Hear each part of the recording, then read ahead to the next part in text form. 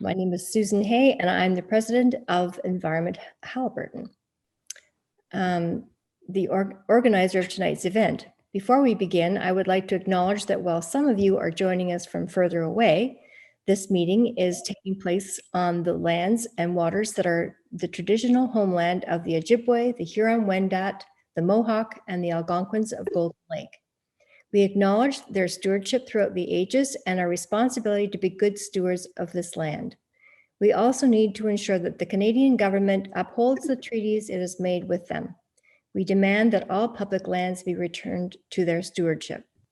As white settler activists, we are aware that the Indigenous people care for 80% of the Earth's biodiversity, and it is on this biodiversity that our future hinges. We speak this acknowledgement today in recognition that to be in right relations with all, we need to repair our relationship with Indigenous peoples. It's been our tradition to have an in-person summer speaker event, but thanks to COVID, for the second year in a row, we bring you our summer speaker event virtually. Our Vice President, Terry Moore, interviewed Dr. Jen Gobby on his Planet Haliburton radio show earlier this year and brought her important work to our attention. Terry isn't able to be with us tonight, but we're glad that he introduced us to the concept of land back and how it is central to climate action. And now I would like to introduce Dr. Jen Gobby, author of More Powerful Together, Conversations with Climate Activists and Indigenous Land Defenders. Jen is an activist scholar and a postdoctoral researcher at the Department of Geography, Planning and Environment at Concordia University. She is joining us from La Belle Provence. Tonight, she will be conducting a conversation with two other honored guests, Jaydene Lavallie and Sakej Ward. Jen will introduce Jaydene and Sakej in a moment. The format of tonight's presentation is that Jen is going to have a conversation with Jaydene and Sakej, and then we'll have some time for questions and answers afterwards. And they will take your questions directly from the chat box. So if you think of some questions during the presentation, you can type them in as you think of them. And I'm now going to turn the meeting over to Jen to start the conversation. Thank you, Susan. And maybe you could spotlight Jaydene and Sakej as well as I'm introducing them. So yes, I'm honored to be here, and I'm honored to be in conversation with Jaydene and Sakej again. We have an ongoing conversation, which this is a part. Jaydene Lavallie is a Two-Spirit Michif Cree woman currently living in Dish with One Spoon territory, also known as Hamilton, Ontario. She spends most of her efforts on anti-extractive and land defense struggles, but has also dedicated herself to defending Hamilton against gentrification, fighting patriarchy inside and outside of organizing circles, and pushing for animal liberation. Sakej Ward belongs to the Wolf Clan. He is Mi'kmaq, the Mi'kmaq Nation from Esquimnupitij. How's that? Is that Esquimnupitij. Again? Esquimnupitij. Esquimnupitij. Also known as Burnt Church First Nation in New Brunswick. He holds a bachelor's degree in political science and master's in Indigenous governance. Sakej has a long history of advocating and protecting First Nations inherent responsibilities and freedoms. So I met both Jaydene and Sakej through movement, through activism, through different social movements in Canada. And I also first got to know them when I interviewed them for the book that Susan mentioned, More Powerful Together, which was my doctoral thesis. And I learned so much from both Sakej and Jaydene in those interviews and in conversations since. And I'm really, really grateful that you're here again to have another conversation. So I'm going to first turn it over to Sakej and Jaydene to tell us more about themselves, what they do, and what they're doing it for. What are you fighting for? Let's start with Jaydene. Oh, hi. Can you hear me? So a little bit more about myself. Yeah, I identify as a Michif half-breed. So my mom's side of the family is white from BC, and my dad's side of the family are Métis Cree from mainly in the end northern Saskatchewan, basically everywhere between like the Red River and the North Saskatchewan River. I ended up out in Ontario somehow about 15 years ago, and yeah, I've been like trying to put down roots here as best I can. So I have a lot of connections in this area that mean a lot to me, both at like Six Nations and also out at Tip of the Thames where I Sundance. I've been doing kind of education work or whatever you want to call it about like the Canadian state and its policies since kind of official reconciliation became a thing that they started trying to talk about. I'm like highly critical of that, was from the beginning. And yeah, I'm excited to get to talk about land back tonight. The last year has been really interesting, being able to support in whatever small ways I could the like 1492 land back camp out here. And yeah, I'm really excited about this. I do sometimes do work with Environment Hamilton, so I'm assuming Environment Haliburton is somewhat similar. Thanks, Jaydene. Sakej, do you want to tell us more about yourself, what you do, and what you're doing it for? Sure thing. Well, to begin, as we said, I'm Mi'kmaq, Myung and Node, which is Anishinaabe Wolf Clan. I was adopted in through one of their warrior societies there. I've served in two militaries, Canadian and the American. And upon leaving those militaries, I went through a 180-degree shift to decolonize. Nothing that was planned, it was completely accidental, but it completely changed my perspective on everything. So since 1993, I've been involved in initially like indigenous resistance style fights, which are parallel or interconnected with what we think of as climate justice and climate change style events, actions, fights. And I've been working with groups such as indigenous warrior societies, indigenous resistance activists since that time, since 1993. And my role has been, in a few cases, to organize, to lead some of the fights, but in many cases, it's more behind the scenes where I'm helping to build these resistance groups, train up individuals, provide advice. I've traveled between Canada, US, Mexico, Guatemala, Puerto Rico, helping indigenous groups that find themselves fighting everything from logging to mining, all the typical extractive resource style corporations that we think of. And I still do that to this day. Thank you, Sakej. So we're here to talk about land back. So land back has been a phrase that has come into the mainstream in Canada over the last, I would say, 2 years, more and more. And I think a lot of people are wondering what it's all about and unclear what it means. So we're here to talk about, to dig into what does it mean? What does land back mean? How is it a new concept? Is it a different phrasing for old concept? So I'd like to ask, perhaps Sakej, if you can start and tell us what land back means to you and what the land back movement is up to. Well, I'm glad you said you asked what it means to me, because first thing is I don't want to try to take away from somebody else's voice. There's a lot of really good actions going on where they can articulate their perceptions, their views on this particular topic. So I don't want to even try to to pretend I'm going to speak for them. Right? But what I want to do is provide my understanding as I see it, having been around several people involved and know some people in the actions.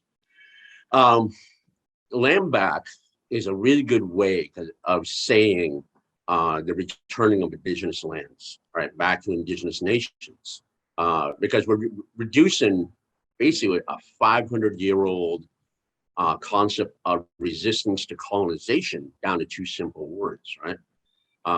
Now, the reason I wanted to make this idea of a distinction about perceptions of this is because online I've seen some people say land back means that only give back certain elements of indigenous lands, and there's all kinds of distinctions. The distinction between private property, crown land, things like that. I've seen other groups mention that no, we're not asking specifically for land back from people. So there's a lot of different views on this. However, though, I really, from my point of view, really believe it is about returning lands back to indigenous nations and to rebuild indigenous nations on that geographic space we're talking about. So I don't condition it. I don't compromise that idea because in the event, when you look at this, what we're really talking about is an act of justice, right? These lands have been stolen from indigenous people. Even what are referred to as like the land surrender treaties, that's not a condition of consent. That's condition of duress. That's a condition of oppression to force people to sign treaties. Nowadays, we would think of that as political extortion, right? So when I talk about land back, even to nations that had signed land surrender treaties, and I can guarantee you that their perspective on those treaties is very different than the Crown's perspective, right? I really do mean returning those lands. And this movement, as you were mentioning, Jen, isn't necessarily new. It's new in a way it's being presented, and I think that's important. But it's not new in the sense that we've seen a 500-year-old resistance against colonization. It's being presented differently because I think we're seeing more and more tie-in between indigenous justice to land and climate action. Jaydene, you want to tell us what land back means to you? Sure. Yeah, I mean, I think for me it was I kind of remember when it started being a thing that people said like land back like as a phrase. Not that people haven't been saying give our land back for a long time, but it was about 2 years ago probably. It was kind of really tied up in a lot of the like uprising that came about with the like kind of peak conflict out at Wet'suwet'en territory, and it actually kind of like came about the same time that a lot of young people, a lot of natives started also saying like reconciliation is dead, and that was very exciting to me because I honestly had like really been like writing and speaking about how Indians should reject reconciliation for like years at that point, and I think it finally could just reach this boiling point where people were like, no, like we're not interested in like whatever kind of crumbs the government's going to be offering us. This idea of reconciliation, like reconciliation, you want us to like come together in some sort of good way, then like you need to actually make like a reparation for what happened, and you can't have peace without like returning land to Indigenous people. And so I think it really like signified a shift in what people were willing to settle for in order to accept any sort of reconciliation or any sort of apology. And I thought it was great. You know, and since then we have seen it being used like more and more. And like Sakej said, like you know, I guess like there probably is a lot of confusion out there of like, well, what do you mean like give land back? Like, does that mean like I have to give you my house, like whatever it is? I mean, like part of me is kind of like maybe it depends where you live. Like I don't know, like you know, it's important to remember that like almost 50% of Canada's population lives pretty much in the GTA, right? And if you actually look at the actual like settlement of Canadians on land like across Canada, like there's just like so much land that like realistically, like do I really want your house in like downtown Hamilton? Like probably not. That's not what I'm like looking for in this. Indigenous people are looking for like land in order to sustain themselves and to like live and like kind of rekindle the ways that they lost through colonization or that they almost lost. And they're also looking to like reconnect to that land and protect it, right? But I mean, you know, do I think that means that a lot of people might lose their cottages. Like, yeah, I do. And I don't really feel that bad for that, you know? Do I think that like maybe necessarily like a lot of like cattle grazing land or like farmland, like growing cash crops out in Alberta or on the prairies, like they might not be entitled to all that land? Like, yeah, I kind of think that too. So I think it's pretty nuanced and complicated. But I also think it's pretty simple. And I hope today we'll get to talk about in the land acknowledgement. I heard you say that Environment Haliburton stands for like the return of all public lands. And yeah, I would definitely like to talk about like, you know, Crown land and federal and provincial parks and things like that, and like the ways that they played into land theft. So yeah, it's a really interesting topic. I'm really glad we're talking about it. So, Arthur Manuel, Secwepemc leader, political leader, and author of several books, wrote about how, I think he was the first one who did the math and looked at the map and realized that the reserve land in Canada makes up 0.2% of the land of the landmass of Canada. So Indigenous folks and reserves are living on 0.02% of the lands, despite making up 4 or 5% of the population. And so he explains that that is completely the reason for conditions of economic inequality, for poverty on reserves, because there is not enough land to have viable economies. And that was a very intentional policy of colonialism, of settler colonialism, to put Indigenous people on small enough lands that they could not be economically independent. And so this is something he talks about, and I think that's one of the arguments about why land back is necessary, you know, as opposed to like reconciliation, what you're talking about, Jaydene. So I'm just wondering if you could talk, before we get into climate change and how we're all going to benefit from land back, could you talk a bit about why you think land back is necessary for healthy, flourishing, you know, communities, Indigenous communities across Canada? Whichever one of you feels like going first, go for it. Would you like to go first? Okay. It's a big concept, so it's a little hard to get your mind wrapped around it. But I'll start with this returning land under land back concept and how it helps climate change. Well, one, I think we have to step back and look, well, what has industrial society, Western society done to the land, and how it has created conditions for climate change, right? We can see, obviously, that's at the crux of the problem. It's the industrial society that is creating these very conditions that are so harmful all over the world, right? So if we talk about the idea that land back is in a very limited way, like giving back part and parcel of Indigenous lands, that to me doesn't become an effective solution. Because when we talk about giving back, we ain't just saying, here is like a deed. This is a title to land, here you go, but still existing under the colonial system.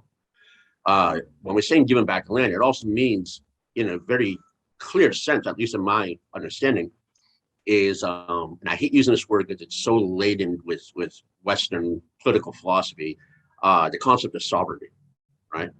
And to give back the land, we're really saying, you know, the choices, the governing choices of that land also come with it. That means the non-existence of colonial law on that land. And to me, that's the important part. It ain't just physically giving back the land, because if it's done in these small little parts, these small little lots, we really don't have the ability to affect any kind of serious kind of change on those lands. If we're talking about giving back lands to reconstitute an Indigenous nation that makes self-determining choices over how that land to be governed in an Indigenous way, meaning having reverence for the land, relating to that land again, as our ancestors had done, that becomes more of the basis, the foundation for a real kind of solution to climate change. So if we're going to talk about giving back the land, we have to encapsulate that entire concept about making it, I'm going to use the term like a colonial free zone. It is an area where indigenous people will govern and self-determine the health of that land the way our ancestors used to.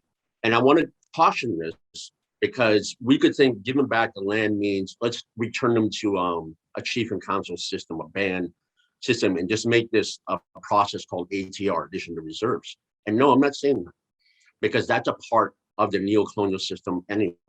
They'll most likely just administer colonial policy, or they themselves will engage in the colonial practices of natural resource extraction to satisfy a capitalist economy. What I'm saying is the return of the land, in order for to benefit the climate, to benefit our people, will have to be return it to a pre-1492 condition, politically, not just physically, right? Then we could start talking about how do we govern that land in such a way that's mutually beneficial to humans and all other life forms. Yeah.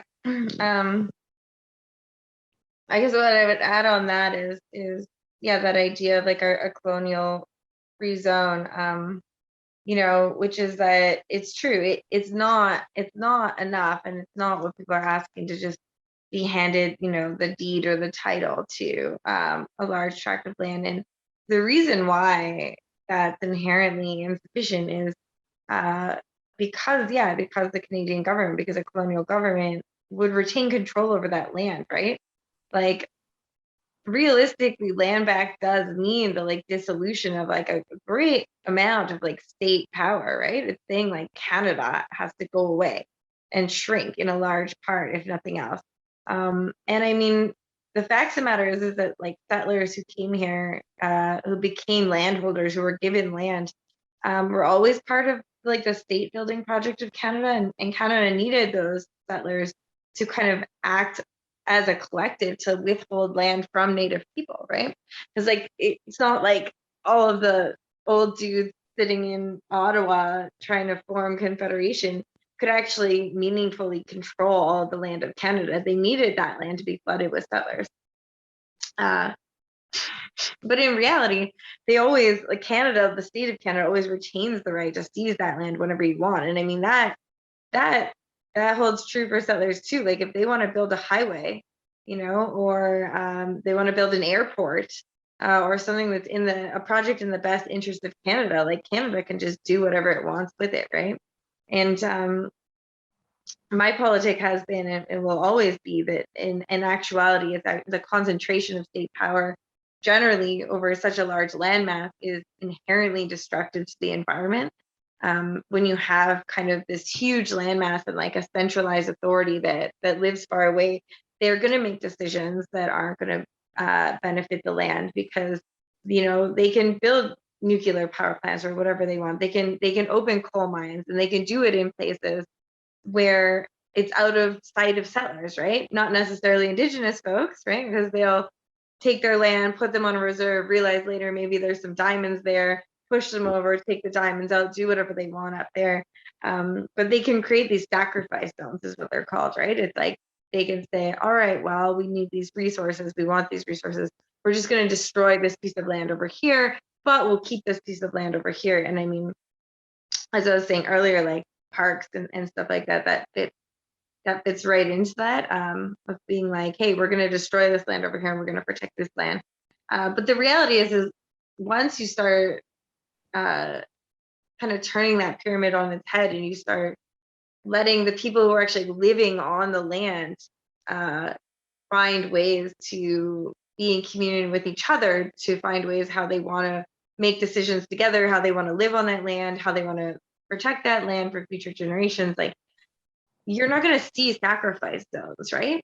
Like if I've said this many times before, but you know, if you are living in a community and someone in that community pitches the idea of like opening a giant gravel pit, you know, down the road next to your favorite pond, and everyone there has a discussion about it and determines that opening that gravel pit might make you some money, but it's going to poison all of your drinking water, you're probably not going to build the gravel pit, right?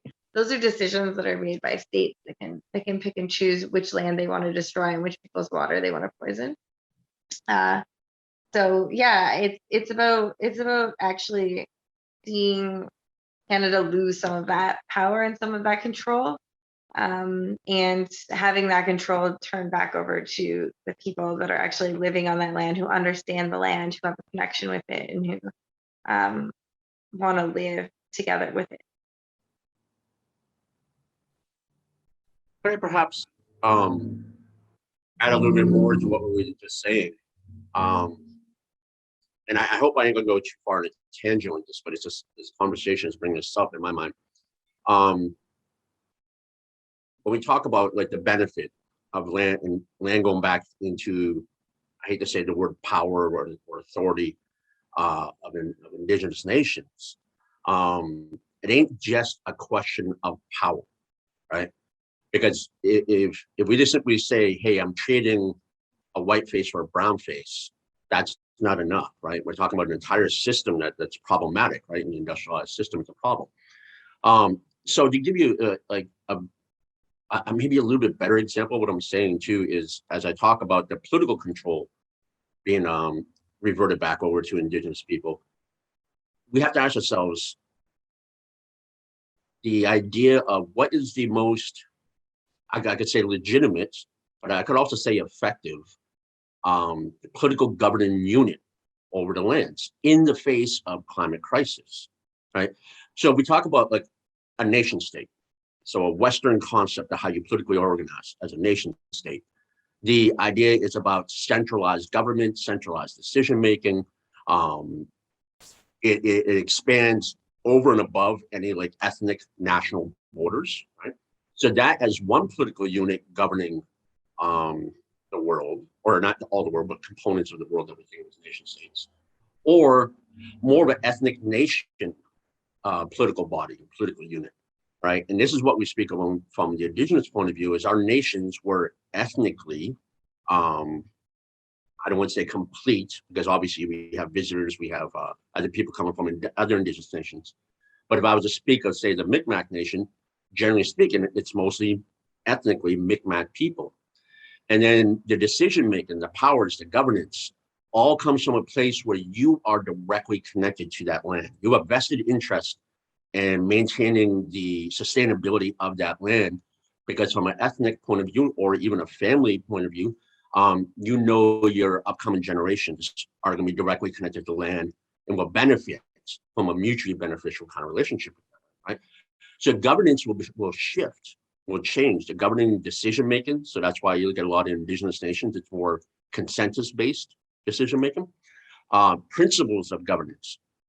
So instead, like for instance, in a liberal democracy, one that's particularly shaped by like Locke and Hobbes, the forefront of modern democracy or modern Western nation states really is about creating economic conditions favorable to that society, right? So really we're talking like capitalism being the instrument for that. Whereas with indigenous people, we're really talking about the purpose of government, the purpose of relating to the land is all about how do we take care of that land so that future generations will benefit in the same way that we do now. It's a different governing principle, that one that changes the short-term economic gain with industrial society versus the long-term gain for environmental gain for future generations, right? So one is thinking long-term, one is thinking short-term. So the governing principles are different.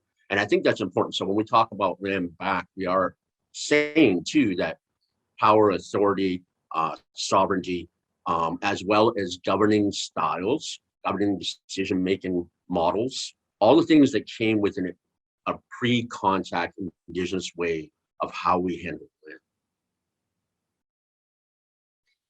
So I'm hearing from both of you a really deep analysis of what's wrong. I'm hearing the whole system is problematic.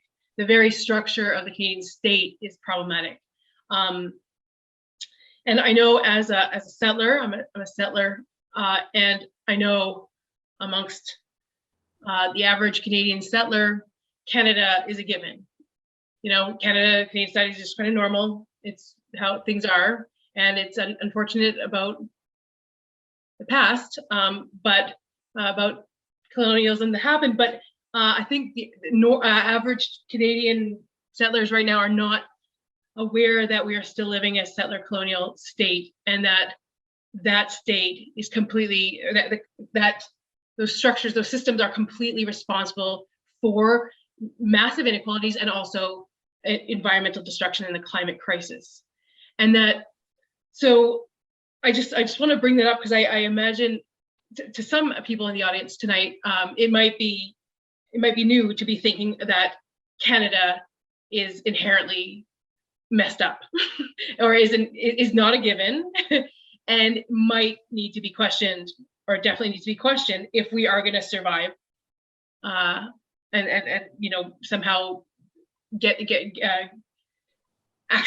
back to having a livable planet, habitable planet for humans and other living beings. So I wanted to share that because I think most people maybe haven't been questioning that, and I really want to make clear why we need to be thinking so deeply, why we need to thinking about the root causes, the structural reasons why Canada has been claiming to address climate change for the last 30 years, going to those meetings, the conference of the parties, the UNFCCC meetings to talk about climate governance, and continues to fail. And this is not an accident. It's because Canada refuses to relinquish control of the lands. Canada refuses to move away from an extractive economy that's dependent on fossil fuels. And it refuses to relinquish its colonial control over the lands. And I've been hearing a lot, I've been seeing report after report come out. One came out today about how Indigenous protected lands, Indigenous steward forests sequester more carbon than parks, than Western parks.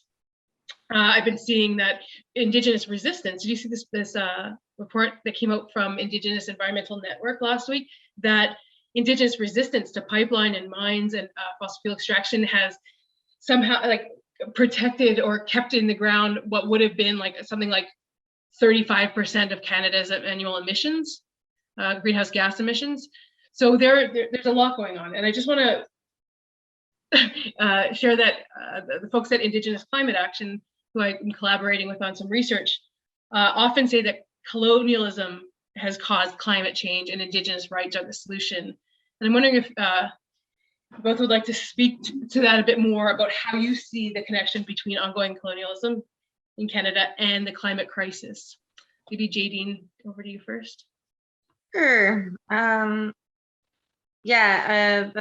first part of what you're talking about was interesting. This idea that so many people see Canada as a given. I mean, I live in a funny, again, it's just a half-breed identity thing, where I think my mom and my sister, or my mom at least, is come around to the idea that Canada is not a given, or she definitely understands that bad things happen to Native people, but she grew up kind of like a rich white lady, and that's the thing. But her family, for instance, is still very much on this tip, and even some of the people that I work with in Environment Hamilton are still very much on this idea that Canada as a nation state, or nation states in general, are the only things that can actually end climate change. And recently I've been thinking of this a lot, actually, and with the recent news coming out, not that it's a new discovery, or not that it's even new news, but with all the unmarked graves being found at the residential schools all over Canada. I don't know how many of you are science fiction nerds, but if you've ever read Ursula Le Guin, she has this one short story called The Ones Who Walked Away from the Omelas.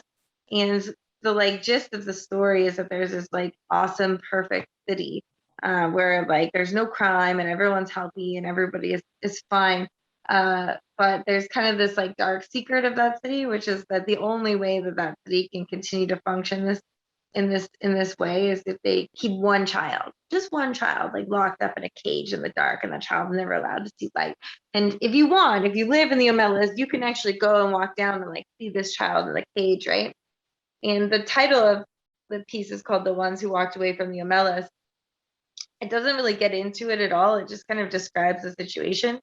It's just a very short story, but I was really like struck by that in the last few months, thinking about this idea where it's like, you can think Canada is great. You can think that it's, just a little, there's some broken pieces, but it's really savable. But when you think about, Canadian colonialism or American enslavement of Black people,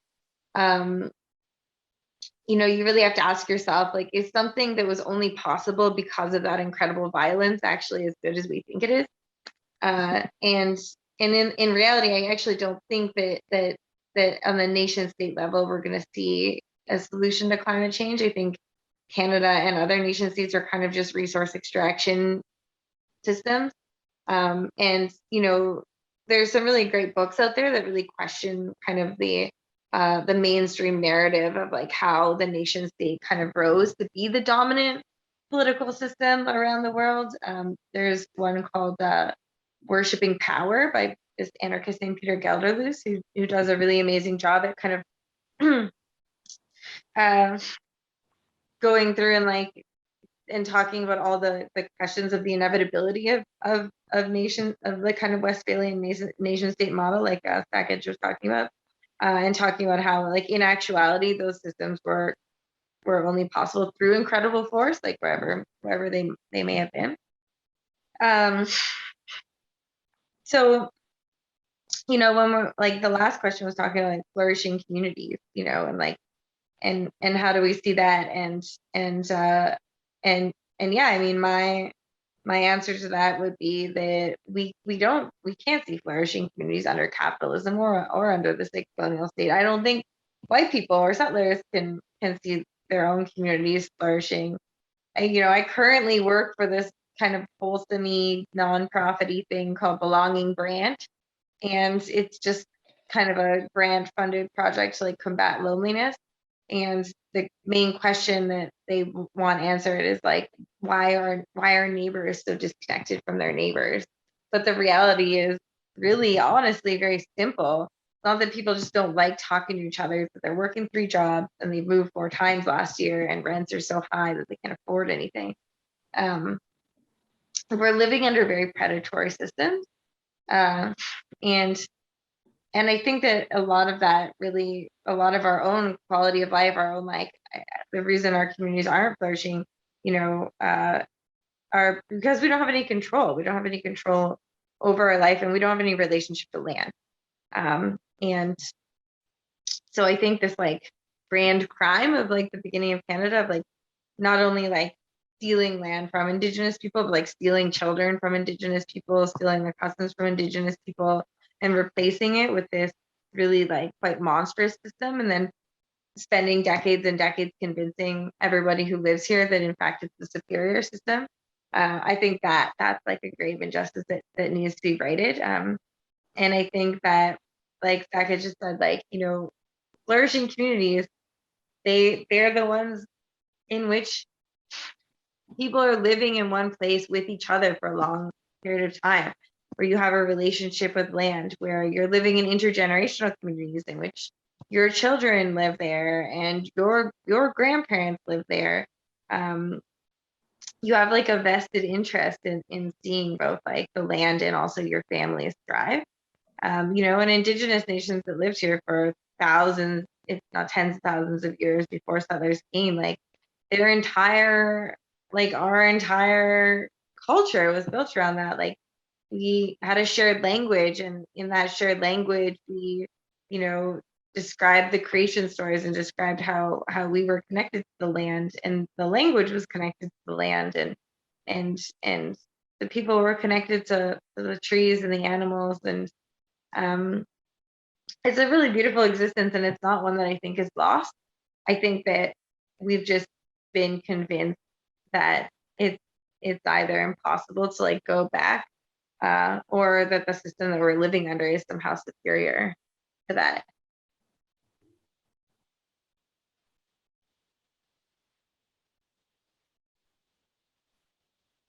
I guess I could continue to add on. So let's look at the question, the idea of how the typical Canadian doesn't typically view Canada as this settler colonial nation that contributes to the problems of climate change and stuff, right? Without going into a very long, like kind of class on history, I just want to invoke a few things. And one is right from the very beginning, we have normalized the concept of Canada as if somehow it's legitimate. It's supposed to be governing this land. It's somehow a valid political entity, right? But just real quick, just right from the very beginning, like the minute Columbus set foot on Taino land and stuck a flag in the ground, he committed a very illegitimate act of war against Indigenous people, and that's declaring sovereignty under the Doctrine of Discovery, which we see in the Papal Bulls, which are these announcements, decrees made by the Vatican. Columbus had basically said the land that he just stepped on now belongs to Spain, it belongs to the church. Anywhere else in the world, we consider that an act of war, right? Somebody comes in and declares absolute power over your nation. That's an act of war, right? By no means have Indigenous people anywhere in the Americas ever given up this land. We have never said, oh, wow, look at you, Europeans coming to our territory. You want our land? Sure. Dismantle our nation, just get rid of our leadership, take all our land. It's been illegitimate. And Canada is the same. It's part of that. It's upheld in different legal decisions throughout Canada that the sovereignty of Canada is based on the Doctrine of Discovery. So we know this idea that the Doctrine of Discovery is about giving exclusively Christian kingdoms the right to discover and own lands of non-Christian kingdoms. And it comes this whole idea of terra nullius, uninhabited stuff, right? But the essence is, if it's a non-Christian land, Christians could come in and declare sovereignty over it. That's the basis for Canada. So the legitimacy question of Canada is completely invalid. It's illegitimate as a political entity, right? So the idea that Canada is founded on this Doctrine of Discovery sets the path, the basis to create this settler state, whose objective it is to seize Indigenous lands, transform them to a European-like kind of society, environment, place, so that it can engage in European-style economics. And that's the whole project of colonialism, right?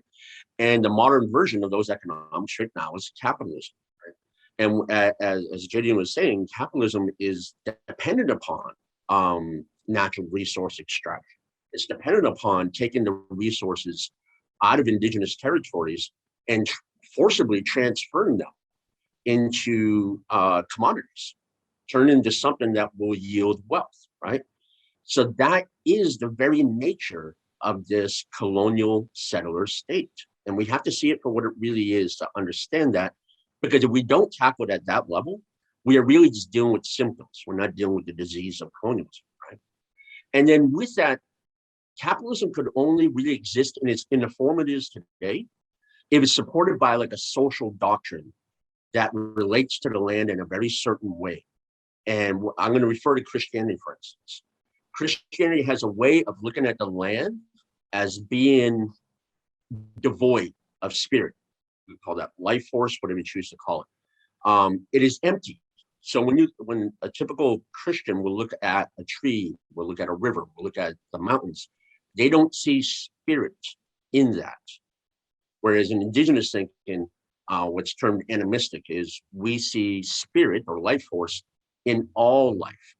And not just what we think was conventional life, like animals and fish and birds, but also the land itself, in the trees, in the rivers, in the mountains, that there's a life force embedded in all these things.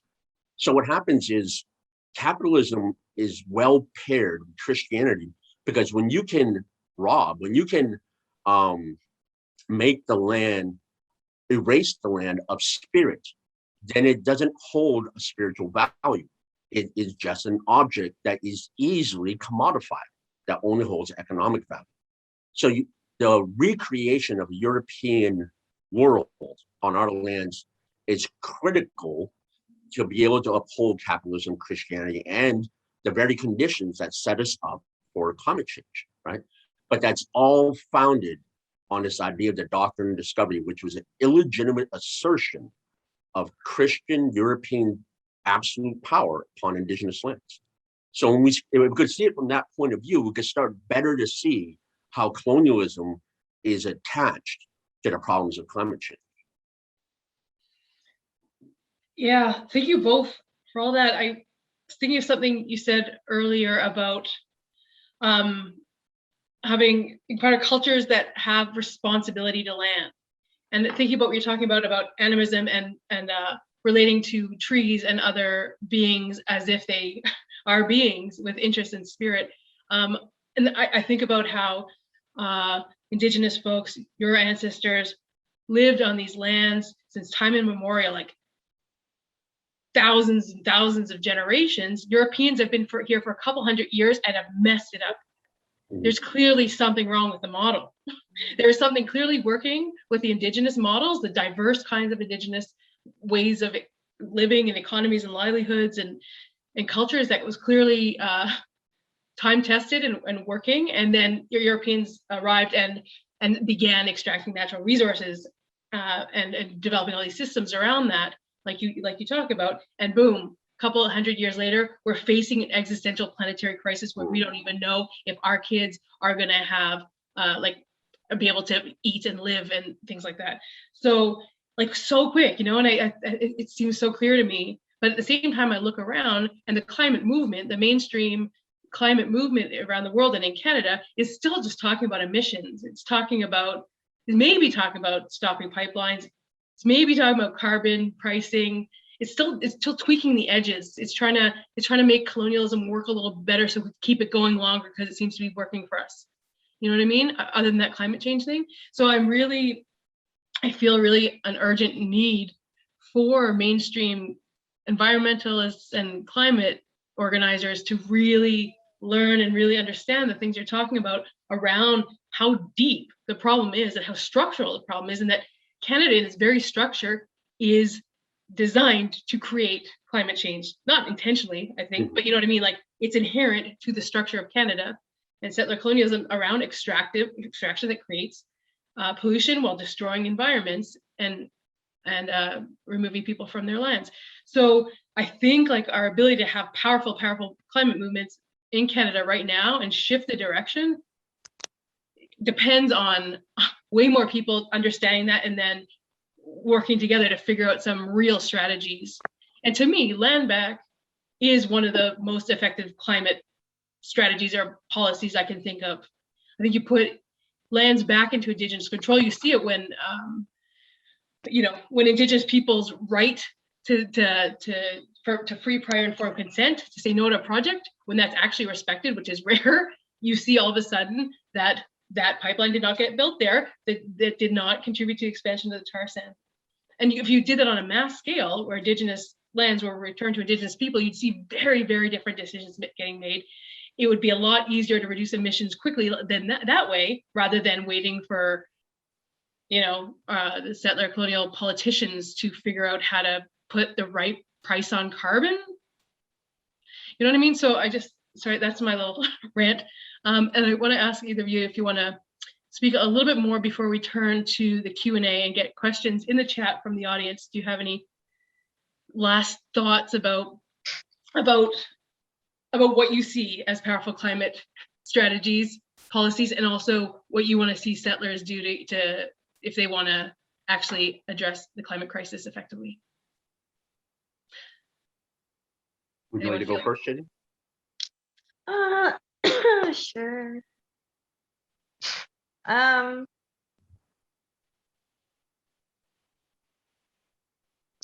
Yeah, I guess it is just about paradigm shift, right?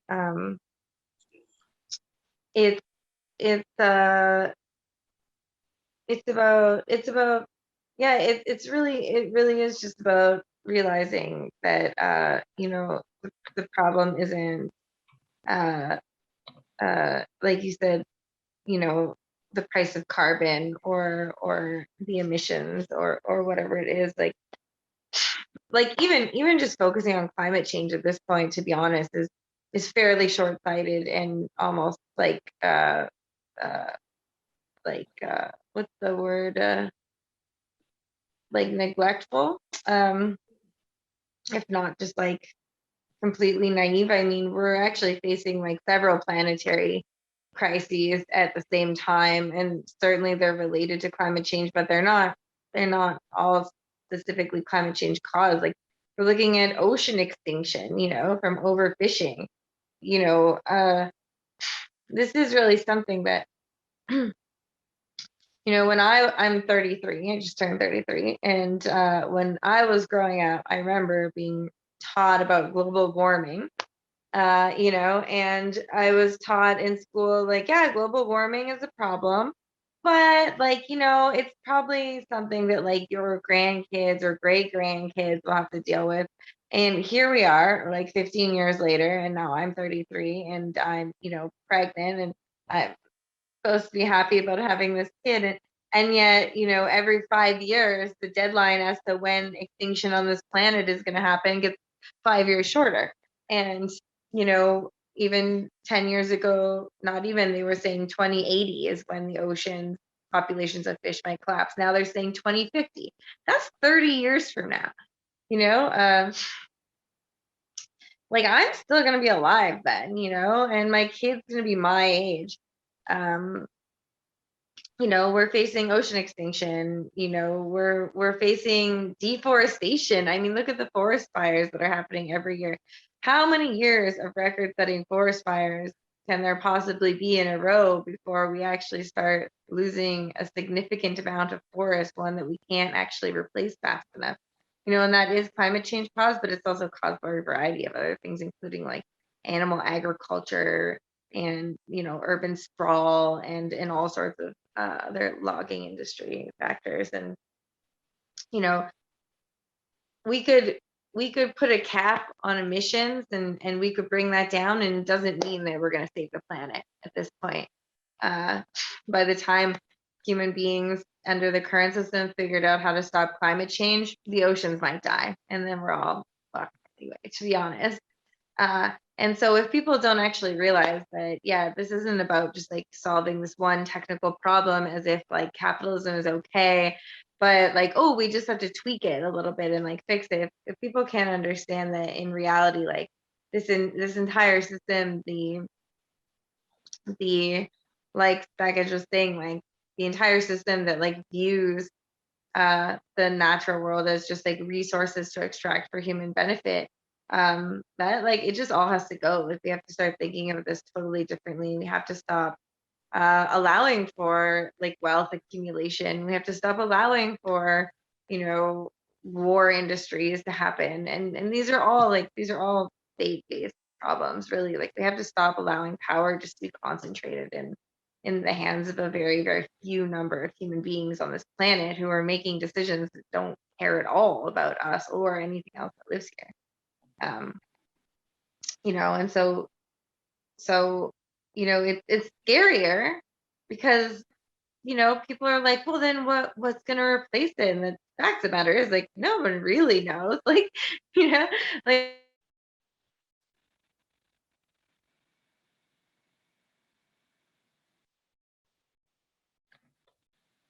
Oops. Oh, I think someone might need to unmute Jaydene. Eric, can you unmute Jaydene again? can you hear me now? Yep, you're back. Oh. The fact of the matter is, we can't like go back to some like pre-industrial time. Like, everything is different now, and everything's changed, and we're different, and we have to just figure out a new way forward that takes from the past and take the lessons that we've learned and create something more beautiful out of it. But yeah, I mean, when you see these young people and they're yelling land back and they're saying burn it all down and whatever, I mean, reality is like that actually is what needs to happen at this point. And you know, like I hope that it does, because you know, I think the first question, or when you asked us to introduce ourselves, like, you know, the question was, you know, what motivates you to do this work? And I think truly, like, I'm motivated by like just a deep love of this planet. Like, you know, people talk all the time about, oh, maybe we could go to Mars or something like that. And, you know, I have friends that are like, sweet, I would go to space if I could. And I was like, I wouldn't.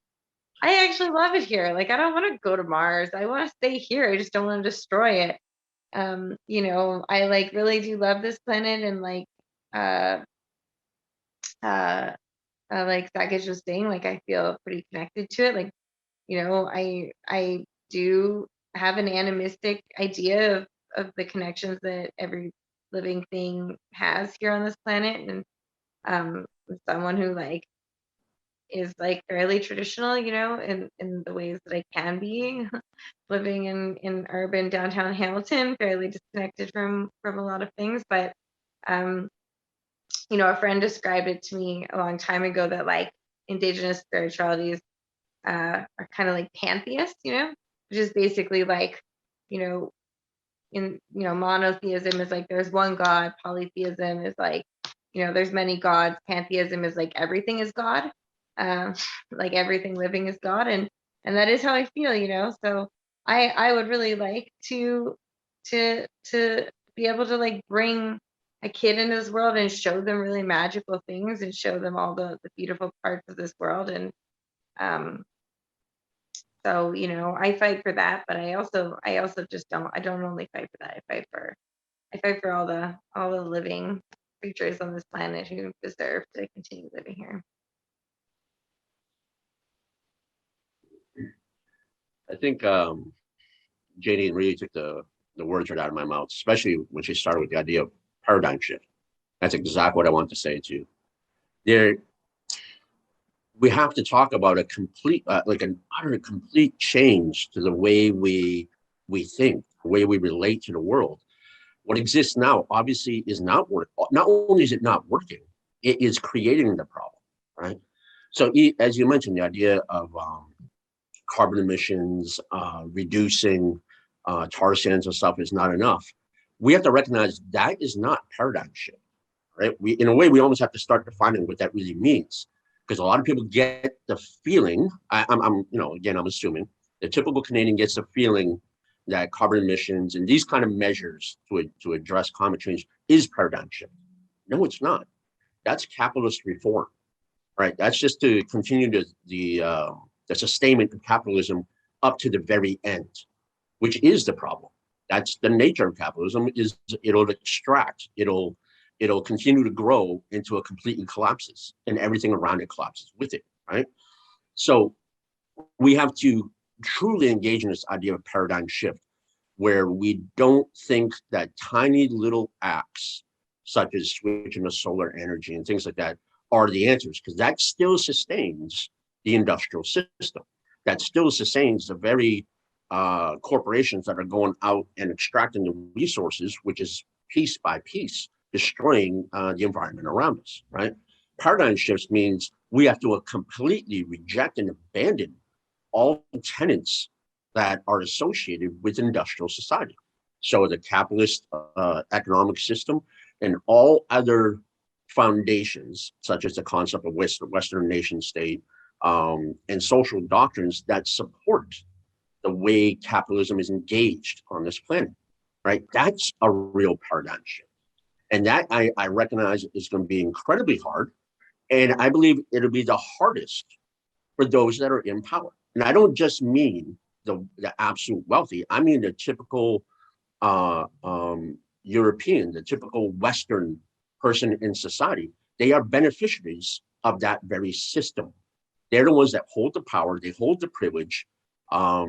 Can they start to think beyond the individual? What benefits me at that particular moment? And start to think what can be done for future generations, even if it means to sacrifice now, right? That's the paradigm shift that we have to start thinking about, right? And I don't know. Like I'm quite the pessimist. Like I tend to look at reality in as clear as I could see it, regardless of how harsh it may be. And the last 500 years has taught me that Western dominance or Eurocentric thinking will do everything. It will fight to maintain itself at the center. It will fight for power, it'll fight for wealth, right up to the very bitter end. It will fight to maintain whatever privileges it can. So that makes me pessimistic about the future. Obviously, a voluntary paradigm shift, like at the very 11th hour of everything, I honestly don't know. I don't know. I think, we are going to see more, I don't know what to call it, like climate conflict, climate war. And I just don't mean between nation states. We're going to see a growing number of people that will go through the paradigm shift and realize the last thing left to do is complete and total resistance against industrial-based society doing all that damage. Right? So for me, that's tough in trying to understand that future, what it might look like, and what trends and patterns kind of guide us to those conclusions, right? And I think it's tough. But coming back to the idea that paradigm shift has to happen, what does it look like? What are you shifting to? And that's where here I will promote the idea that it has to be Indigenous worldview, Indigenous thinking, Indigenous nations, because 1491 was a perfect demonstration of what it meant to live with the lands in a harmonious way. There's a reason this place was an ecological paradise that the Europeans coveted so much. It's because this was the product of how you live with the land in a good way. And that came with a particular philosophy, a worldview, a spiritualism. All those are the core of what that paradigm shift should look like, right? So real, true climate justice is Indigenous justice, and the other way around. True Indigenous justice is true, authentic climate justice. Thank you so much. So we're gonna shift towards the Q&A. So Sakej and Jaydene, scroll through the chat and choose one that you want to respond to. And while you're perusing in there, you can each choose a different one to start with. I'm gonna answer one that I see from Mary Beth Wilson that asked, do you have a vision of how the political structures as they presently stand can change in such a way to make the adjustments you have described this evening? So I'm going to take the liberty to talk from a settler perspective on what I think settlers can do to support land back and other transformative approaches to acting on climate. I was at a talk last year sometime when the Métis artist Christy Belcourt told the audience that every time she speaks, someone asked her, what can non-Indigenous people do to help? And so she made this list of like 20 things that non-Indigenous people could do to support land back. And I can send you the list if you want. I transcribed it. I can send that to you in a little while, but I just want to share that on there. And these are things that are already happening. So people are signing over their deeds, their properties in their will. So when they die, there's returning it to Indigenous folks on whose territory they live. People are doing it right away. People are signing over right now, parts of their land or their whole land. That is happening. Farms are being returned to Indigenous control. There are people who don't have land. So what they're doing is fundraising on a large scale to buy land to return it to Indigenous stewardship and Indigenous authority to the people from whom it was stole. There's people doing all kinds of things. And so Christy Belcourt has this long list that's super interesting that includes, she said, everyone from whatever position you're in, whether you're a landowner, whatever it is, you have a role to play. She even said, if your thing is that you want to be a lawyer or a cop, do it and become a cop and be trained. And then when you're called on to impose violence on Indigenous people in order to make way for extractivism, refuse to do it and shame your fellow cops for being willing to do it.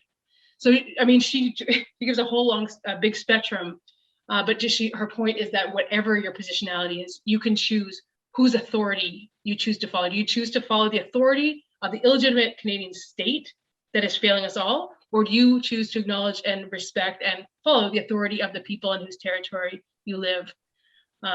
So those are, I believe that we can't wait around for the politicians to figure this out transform structures away from colonialism. I think we have to do it ourselves through collective action and through who we follow, whose authority we respect. And yeah, so I just wanted to share that. That's my little response to Mary Beth. Sakej or Jaydene, have you chosen a question from the Q&A that you would like to respond to? Should we go to Jaydene first? All right, I kind of see two that are like a bit similar. So I was going to respond to that. And the two that I saw, the first one is about the First Nation on Vancouver Island, I don't know how to say it, that have asked activists to leave Fairy Creek, essentially. And the question is kind of like, how do you, reconcile the need to respect Indigenous sovereignty while also like allowing them to make decisions about what's done on their land? And the second question, which I think is pretty similar, was the question of like Indigenous people are subjected to the same dominant messages, mainstream media, consume, just like settlers. How do you compete with that? I think I'll go back a bit like to what Sakej said earlier, which is that, what we're talking about is not just handing over land to someone with like I think Sakej says, replacing a white face with a brown face. Someone who's just as excited to just like log that territory to death.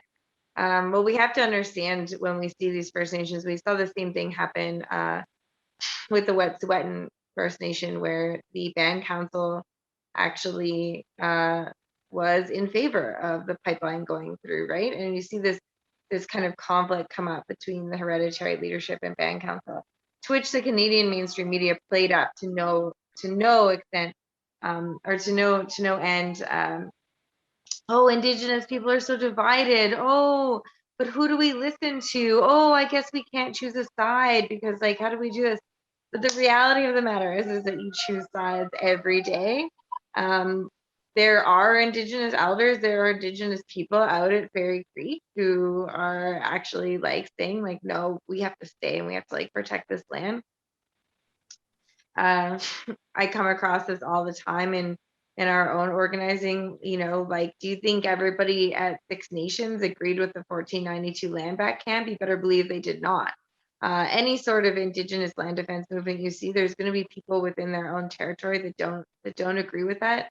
You look down in Aamjiwnaang and Chemical Valley, two of my very dear friends, Vanessa and Beezy, they've been, fighting back against the like terrible pollution that's and the environmental racism that's been happening to their community since they were teenagers.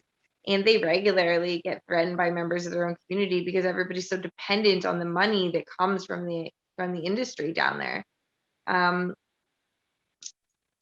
So the fact of the matter is, I think that when you're doing this work, you can't hide behind that kind of thing of like, oh, but like, how do we pick sides between Indigenous people?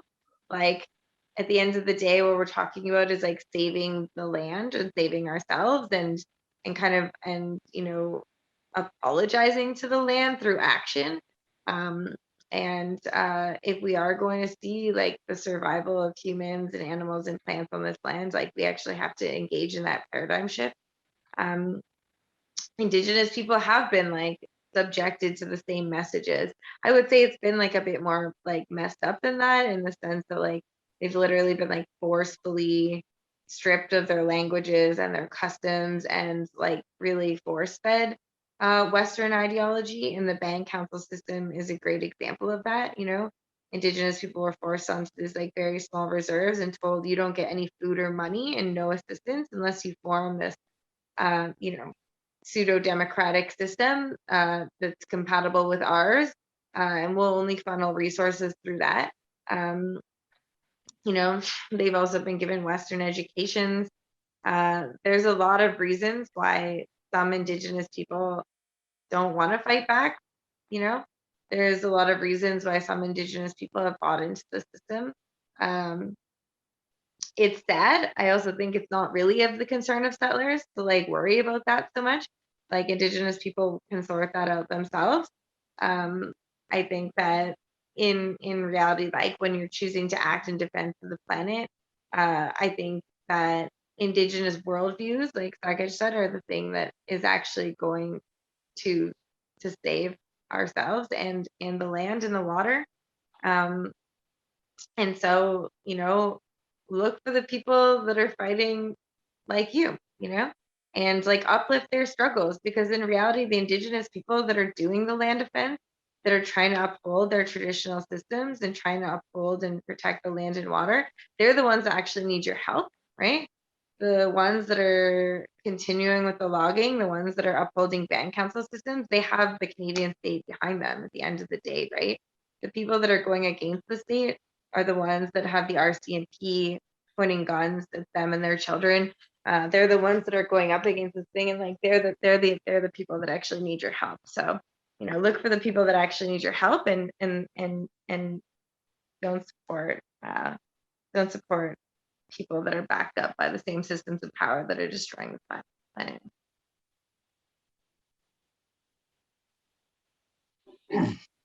I think I'll look at the, there's a question here by Carolyn, and she had asked, she had mentioned the idea that pre-contact governance was decentralized and there's many different nations, and is it possible to govern sustainably a large area such as Canada? I would imagine with these kind of systems, right? So I'll address that question. One, is it possible? Yes, it's been governed that way for thousands of years prior to contact. What created the problems of Canada is post-contact, right? So it is more than a theory. It is more than just simply a hope or a wish. There's been a demonstration for thousands of years of governing Canada, or the area we call Canada, in a way that was decentralized with many Indigenous nations, right? Now, I think perhaps what feels confusing or could kind of challenge you on that is the idea that, well, Canada as a geographic space, we feel that you're going to have uniformity of laws and regulations with a organization such as law enforcement to back those regulations to enforce these laws over that wide tract of land, right? And that's kind of where we get this feeling of centralization versus decentralization, right? But I think, if anything, the practice of centralized nation states has proven to us that that is exactly the problem, right? Decentralized governance in more regional, local size bodies and nations are actually producing much more efficient, localized solutions. Now, if I restructure this the way I'm talking about the language of this, it might sound a little bit more familiar to you. Now, in a lot of environmental movements, you see an urge to bring to the table the discussion of local efforts to protect, say, a watershed versus provincial or federal initiatives, a top-down approach versus a localized approach. And typically, we see the local effort gets squashed by the provincial or federal efforts. This top-down power, the centralized governing power, will squash the localized efforts, despite the fact that very people on the ground in that locality understand that ground better. They know the natural patterns, they know the trends, they know the traditional ecological knowledge of that land better. But despite that, you'll have larger centralized governments shut that stuff down. Great example of this is, look at the US and look at their doctrine of sacrificial zones. To maintain the rest of the industrial society of the US, there are areas that are now ecologically and labor-based, considered sacrifice zones in order to continue to maintain other cities and regions within the US, right? That is a very centralized nation state style of decision-making, right? So that becomes the problem, where people who understand the land, live on the land, produce more local or regional size solutions, have a much better familiarity, a much better understanding, as to what actually works in their land. So, for instance, a solution, let's say a federal size or level solution in Mi'kmaq territory may not be the same for a solution here on the West Coast. So, say New Charles people, they may have a completely different environmental solution than the Mi'kmaq would, because their area is different than us. So the local solution would actually be much more authentic. So decentralizing the power becomes important, because when we decentralize government power to enforce problematic solutions.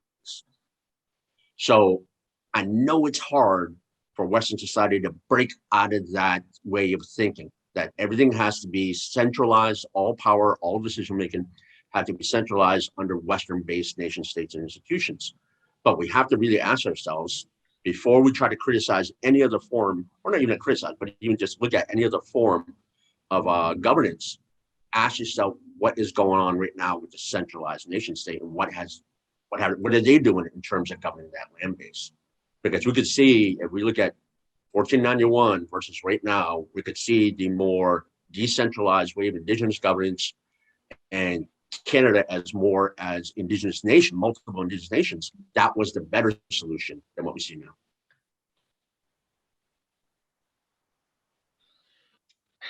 I see that Keith in the chat writes that environmental racism exists in Canada too, and it definitely does.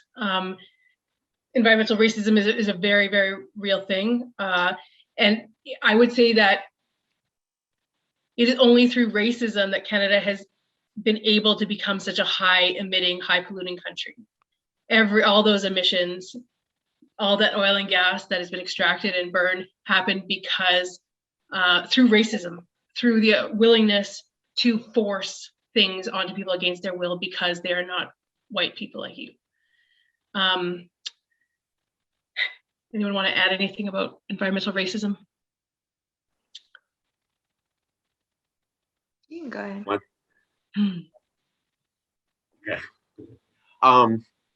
Yeah, it's obviously there's huge problems with environmental movements that contain components of racism. So there is less of a link between Indigenous resistance movements and environmental movements. There is the paternalistic views of the government when imposing their idea of environmental solutions. Racism plays a huge part of this. And I'm even like a just governmental level, or let's look at society, right? I honestly believe one of the got to go and shift to hopefully engage in a better way of relating to the land is the idea that white society is not ready to give up power, that privilege, everything associated with being a white dominant force. And unfortunately, the idea partly behind this is not just that white is the most advanced civilization and white is the most powerful, whatever is associated with racist thoughts. There is the idea that the flip side of that Indigenous people are inferior, they're primitive, they're incapable of handling themselves. They need a paternalistic governing body to make decisions for them. So that why environmental racism comes into play when we start thinking about, oh my God, and switch to Indigenous thinking, they're not capable of handling this. They're going to mess this up. It just out of the stereotypes that with colonization and imposition of racist doctrine on Indigenous people, right? I'm going to challenge everybody here now. And I'm going to say that things like embedded in the problem of racism are Eurocentric thought. And this is what becomes barriers to paradigm shift. So the idea of private property, right? This to me is almost the killing point. I could sit down with white environmentalists and talk about all kinds of future ideas. I could talk about what would be best solutions for the future. But the minute I say any kind of real effective strategy for the future includes the elimination of European concept of private property. Oh my God, that's it's a showstopper at that point, right? It's, what, you're talking about taking away my land? So that becomes so problematic. And I've been encountering this argument since the 90s, right? But that's embedded in the racial thoughts or racist thoughts, because it's a Eurocentric idea being imposed upon indigenous lands that provides a barrier for the paradigm shift that we need to be able to fight climate change.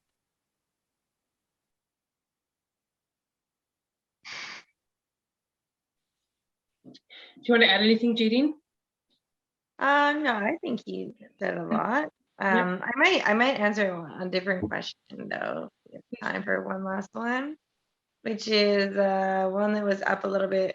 Jane Tyler said, "Is the Back to the Land movement for all of us a way to be responsible to care for the land?" Jane, and I would. My old man, he just turned 14. I just let him do what he wants now. I would say no. So this is like kind of an ongoing thing, and I don't think that it's a bad thing at all for people to move out of cities and relearn how to grow food and understand like actually how this world works. I would say that we're pretty much at a crisis point in which that's not going to be enough, and specifically, I think for white Canadians or like white settlers, you just have more of a responsibility than that, like it's not really the responsibility, or it should not be the responsibility of Indigenous people to, dismantle the Canadian state. That while like that is historically how these situations play out, which is these systems of power exist until people stay oppressed decide that they can't take it anymore, or they gain in numbers great enough to actually like seize back some control over their life. Like that's not how it should work, so while I think that like relearning the skills to like live on the land and like reconnect to it are important, and they're a part of it, and they're going to be necessary if we're ever going to find a way to engage in this paradigm shift and actually like live as human beings here on this land. Like it's certainly not enough in this moment. I see that more as like giving up or something, right? I think that there's a lot of struggle that needs to happen, and if anything, instead of kind of retreating to the land and buying a parcel of land, I would say that if that's your goal and that's your passion, then shoot for the long game. Like actually, like go and develop relationships with people in your community or in Indigenous communities, and like look to just like liberate pieces of land, like at least that in that regard is actually like presenting some sort of challenge to that notion of private property that Sakej was talking about. And it challenges the notion of the legitimacy of the law generally, the law that has been used to enforce all of the violence against the land that we see today. So really like making sure that the decisions you're making and the actions you're taking are actually like pointing out the illegitimacy of the law, and your refusal to be bound by it, or the illegitimacy of private property. I think those are really important kind of guiding philosophies that need to kind of be undercurrents in our movement. And I mean that it does involve more risk. It inevitably involves putting yourself in like scarier situations in which you might lose your freedom, you might lose your job, you might lose wealth that you've accumulated. But I would say you get something better out of it. That's what I would say. Yeah, I wanted to share that I've been thinking a lot about white supremacy. Some of the things that Sakej was saying about how Canada is normalized, we think, I mean, I think we often think, I think settlers often think sort of Canadian culture, that's normal.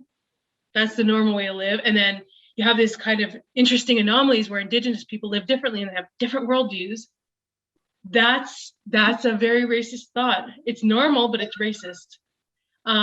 Because I think what if you really shift your mindset to realize at some point it was all Indigenous people. Every of all the humans living all over the planet were land-based people who had those reciprocal relationships of responsibility to the land. At some point, something else took off, and it took off and started to spread around the planet in these systems of domination, these systems of capitalism and extractivism, and that's what our culture is. So we got to stop thinking that our culture is normal, and then Indigenous people have this interesting alternative, but see that indigeneity is the normal way to inhabit the earth, and our weird settler European culture is deeply, deeply sick. And have the humbleness, like come to this climate fight with the humbleness of knowing you're coming from a very problematic culture that is the anomaly, and that we have a lot of unlearning. Settlers have a lot of unlearning to do, and we need to learn to be followers. We need to learn to follow Indigenous leadership. And I think it's very hard. It's very hard to learn to relinquish power. It's hard to relinquish control. It's hard to relinquish wealth. It's hard to relinquish land. But if that's the way that we're going to be able to continue as a species on the planet, I think it's going to be okay. Like Sakej and Jaydene are both saying, it's like this transformative change can save us all, but it takes some serious transformation and serious relinquishing of power, wealth, and land that has been accumulated through really unjust and really disastrous means. We're at about 1 minute to 9, so I just want to see if Sakej and Jaydene each want to maybe have a last word before we close it down for the evening. You want to go first? I'm not sure I have very much else to say. No, I would leave it on the last thing I said. I think that's really important. I think the only thing I want to do is emphasize the urgency that Jen brought up, right? Even if it, I think a lot of people may start to think about climate change from a very point of self-preservation. I want you to expand beyond that. And I want you to start thinking about your kids, your grandkids, and future generations, right? The only way we're going to make any real change is to make sacrifices now. We have to think beyond ourselves, right? We have to instill a real powerful sense of urgency to do so. Yeah. I want to thank you so much, Jaydene and Sakej, for joining me in this conversation tonight and for sharing all your insights and powerful words. I always learned a lot from you both. Always a good time. Yeah. All right. Well, I want to thank Jen and Jaydene and Sakej for a very interesting conversation.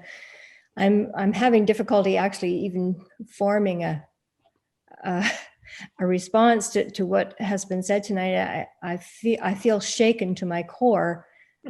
What I thought of myself as a climate activist. It's mind-blowing.